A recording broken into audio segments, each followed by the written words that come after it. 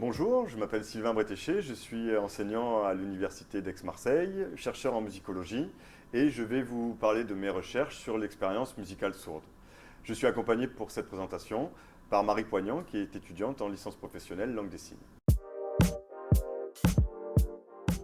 L'expérience musicale sourde, c'est une expression qui cherche à désigner l'ensemble des relations et des rapports très particuliers que les sourds vont entretenir avec la musique. Et en effet, on a tendance à penser que les sourds, à cause de leur déficience, ne peuvent pas vivre l'expérience musicale. Pourtant, les sourds non seulement écoutent, mais font également de la musique. Une musique certes très particulière qui se détache du sonore pour investir les champs du visible et du corporel. En effet, les sourds développent des capacités visuelles et corporelles extrêmement poussées et la majorité de leur expérience du réel passe d'ailleurs par ces deux modes de sensibilité. La langue des signes, qui est la langue naturelle des sourds, utilise ces deux domaines. C'est une langue qui s'exprime par le corps et qui s'adresse aux yeux.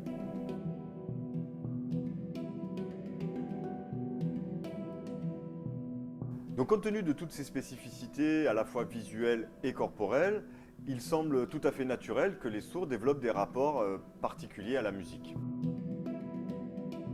Dans mes recherches, je m'intéresse donc à la manière dont les sourds peuvent faire de la musique, à la façon dont ils peuvent se la représenter, mais également à la manière très particulière qu'ils ont de l'écouter.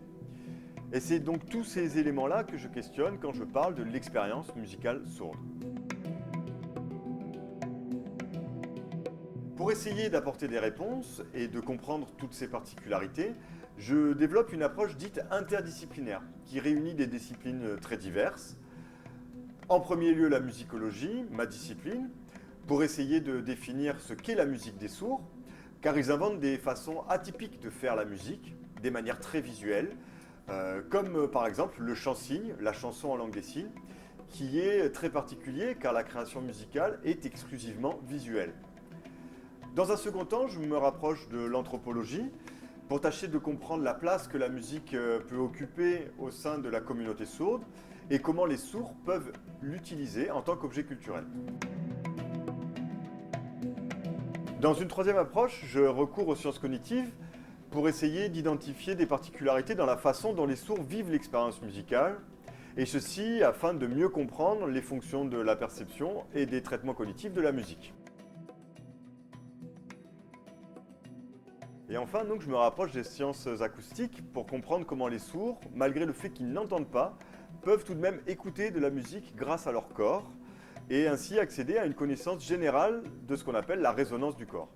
Une connaissance que nous ne pouvons pas avoir d'ordinaire parce que nos oreilles nous empêchent d'écouter avec notre corps. Ainsi donc, étudier l'expérience musicale sourde, c'est à la fois découvrir les singularités du monde des sourds, mais également mieux comprendre la musique et explorer les potentialités du corps et du cerveau humain.